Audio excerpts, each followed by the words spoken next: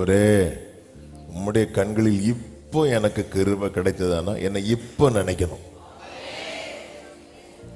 அல்லேலூயா. என்னை இப்போ நினைக்கணும்.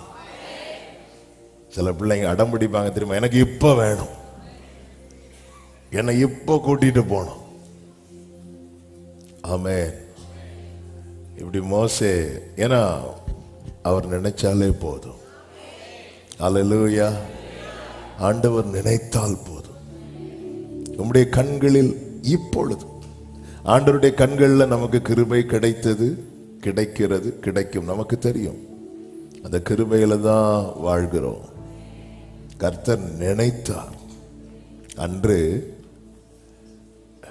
நோவா அந்த குடும்பம் முழுவதும் பேழைக்குள்ள இருந்தார்கள். கர்த்தர் நினைத்தார்.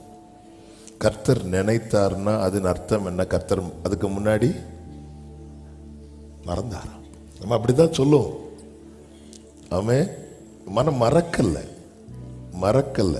இஸ்ரவேலே நீ என்னால் மறக்கப்படும். ஆனா அந்த இடத்துல, அதாவது நம்ம நினைவுக்கு வருகிறது என்று ஒன்று உண்டு, நாம இருந்து நினைக்கிறதுன்னு ஒன்று உண்டு. சிலரை பார்க்கும்போது சில காரியங்கள் என்ன ஆகும் தெரியுமா, நம்ம மனசுல வரும். ஆனா நாமளா இருந்து நினைப்போம் தெரியுமா சிலதை. அப்படிதான் இது. ஆண்டவரே நீங்க என்ன மறக்கல, அது எனக்கு தெரியும். ஆனா இப்போ என்ன நீங்க நினைக்கணும். இப்போ என்ன நினைத்தரலாம். நம்முடைய கண்களில் இப்பொழுது எனக்கு கிருபை கிடைத்ததானா. எப்படி நினைக்கணும்னு தெரியுமா? தாவீது சொல்வார், என் இளவயதின் அக்கிரமங்களையும் பாவங்களையும் நினையாதிருங்கிறார். வேற எப்படி ஆண்டவரே நான் உமக்கு முன்னாக அப்படி இருந்தேன் இப்படி இருந்தேன் அதெல்லாம் நினைங்கன்னு சொல்லல. அப்படி ஒரு ஆள் சொன்னார். யார் தெரியுமா? எசேக்கியேல். அன்னைக்கு மோசே சொல்றாரு, ஆண்டவர் இந்த ஜாதி உம்முடைய ஜனம் என்று நினைத்தரலாம். ஏன் இந்த வார்த்தையை சொல்றார்? ஆண்டவர் நீங்க அப்படி நினைச்சீங்கன்னா, ஆண்டவரே நீங்களே சொல்லுவீங்க, இவனுக்கு நம்மளை விட்டா யாரும் கிடையாது. ஹல்லேலூயா. ஆண்டவர் சொல்றார், அதுக்கு தான் சொல்றார், என் சமூகம் உனக்கு முன்பாக செல்லும். அதாவது ஒரு சிநேகிதனோடு பேசுவது போல என்று 11வது வசனத்திலே சொல்லப்பட்டிருக்கிறது.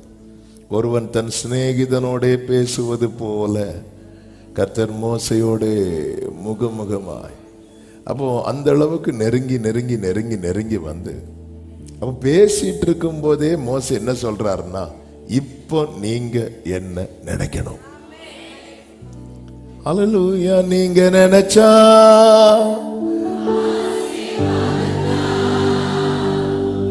என்ன மறந்தா எங்கே நீங்க ஜீசஸ்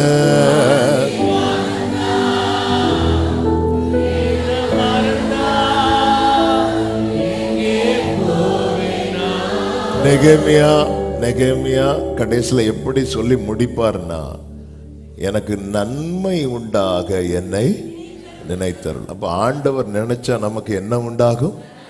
நன்மை உண்டாகும். இப்போ என்ன நினைங்க. இந்த வார்த்தையை பேசணும்னு வரல, அன்னைக்கு வந்து நிற்கும் போது ஆவியானவர் இப்படி வச்சு ஜெபம் பண்ணு அப்படின்னு சொல்லி என் இருதயத்தில் பேசி கொண்டிருந்தார். இப்பொழுது இப்போ உங்களுக்கு உங்க கண்ணில் எனக்கு கிருபை கிடைத்தா இப்போ என்ன நினைங்க. ஆண்டவர் நினைத்தா என்னாகும் தெரியுமா? 8 ஆதியாகமம் 8 அதனுடைய 1-2 வசனங்களிலே சொல்லப்பட்டிருக்கிறது. தேவன் நோவாவையும் அவனுடனே பேழையில் இருந்த சகல காட்டு மிருகங்களையும் சகல நாட்டு மிருகங்களையும் நினைத்தருளினார். ஆமென். இன்னைக்கு நம்ம அந்த அவருடைய ஆலயம் என்கிற பேழைக்குள்ள இருக்கிறோம். ஆண்டவர் நினைத்தருளினார். தேவன் பூமியின் மேல் காற்றை வீச பண்ணினார். அப்பொழுது ஜலம் அமர்ந்தது. எல்லாரும் சொல்லுங்க, அமர்ந்தது. 7 கடைசியில் என்ன சொல்லப்பட்டிருக்கிறது? பிரவாகித்து கொண்டிருந்தது.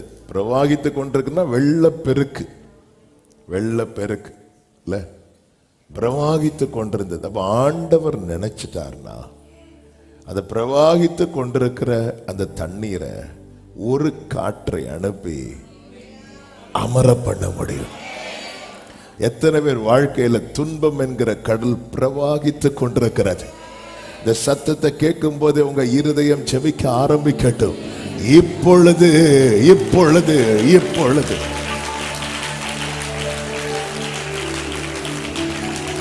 நீங்க நினைச்சா ஆசீர்வாதம் தான் என்ன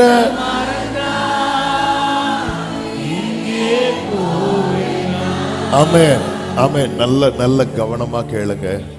செய்தி வேற இருக்கு, ஆனா இத ஆண்டவர் சொல்ல வச்சிட்டு இருக்கிறதுனால ஏதோ சில உள்ளங்களுக்காக கர்த்தர் பேசுகிறதை உணர்கிறேன்.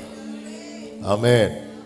அதாவது அவ்வளவு பிரவாகித்து கொண்டிருக்கிறது. பொதுவாக வெள்ளம் பெருக்கெடுக்குது, பிரவாகிக்கிறது அப்படின்னாலே இப்ப நீங்க பாத்தீங்கன்னா இந்த குற்றாலம் அங்கே குளிச்சிட்டு இருப்பாங்க. திடீர்னு அந்த தண்ணீர் பெருக்கெடுக்கும் போது வந்து சத்தம் போட்டு எல்லாரும் என்ன பண்ணுவாங்க தெரியுமா? அங்கிருந்து அப்புறப்படுத்துவாங்க. வெள்ளம் பெருக்கெடுக்கும் போது அப்புறப்படுத்துவார்கள். அப்புறப்படுத்தலைன்னா என்ன ஆயிரும்? எல்லாம் ஆயிரும். ஆமென்.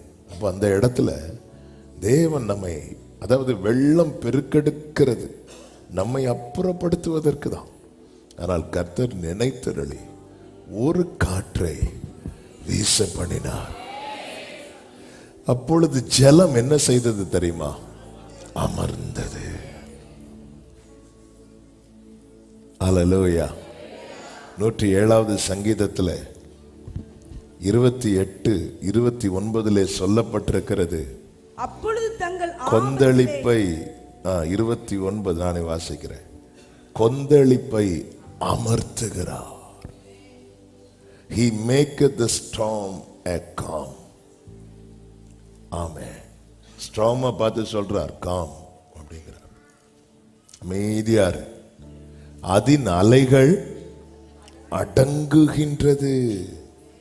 30 சொல்லப்பட்டிருக்கிறது, அமைதல் உண்டானது நிமித்தம் அவர்கள், ஆண்டவரே நான் சந்தோஷப்படும்படிக்கு எனக்கு ஒரு அமைதலை தாங்க ஆண்டவரே. எத்தனை பேர் ஆமென் சொல்றீங்க? அதற்கு கர்த்தர் என்ன செய்யணும்? என்னைக்கு? இப்போ, இன்னைக்கு இல்லைங்கள, இப்போ. ஆமென். சிலுவையில் தொங்கின அந்த கள்ளர்களில் ஒருவன் சொன்னான். எப்போ நினைக்க சொன்னான் தெரியுமா? உம்முடைய ராஜ்யத்தில் வரும்போது. ஆனா நம்ம ஆளு மோசே எப்படி சொல்றார் தெரியுமா? ஆமென். இப்போ அதுக்கு தான் ஜெபம் பண்ண போறோம். எப்போ ஜெபம் பண்ண போறோம்? இப்போ ஜெபம் பண்ணுவோம். இப்போ நினைப்பார்னா திருப்பி அது மறந்தாருன்ற அர்த்தம் இல்ல. இப்போ இமிடியேட்டா சிலதை கர்த்தர் செய்ய போகிறார்.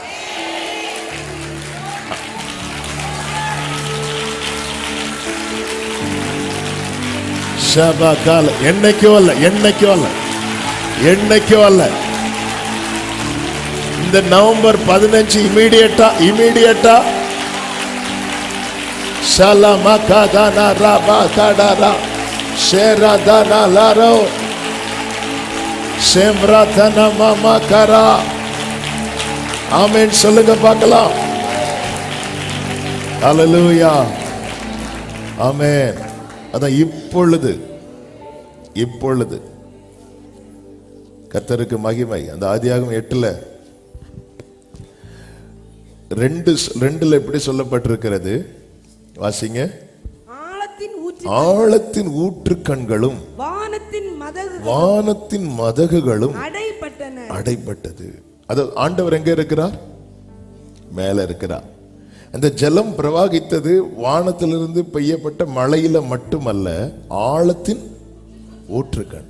அப்ப ஆண்டவர் வந்து நினைக்கும் போது, அதாவது ஒரு சைடு சால்வ் பண்ணிட்டு இன்னொரு சைடை விட்டுருவோம்ல நிறைய.